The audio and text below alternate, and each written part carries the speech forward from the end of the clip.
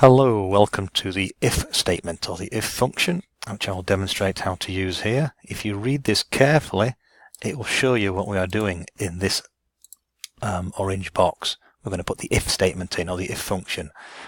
You can see what it's asking. There's a number there 2 and a number there 6. Is A73 less than B73? Is 2 less than 6? Is the contents of A73, which is A and that's 73, less than B73, column B, row 73. Say yes if it is, say no if it isn't. And the same with the next one down there. You do if a statement and then say yes if it's true and no if it's false. So just watch carefully how I do it. You click on the little fx there to bring up the if. We want the if function, so type it in. It finds it for you. You click go and it shows it down there. You choose it by clicking OK. Move the box around so you've got room to see.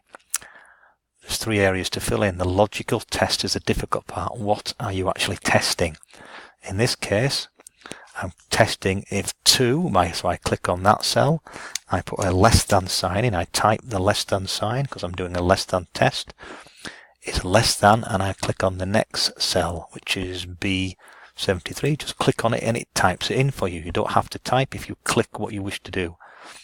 If it's true, if it is less than that, I'm just going to say yes.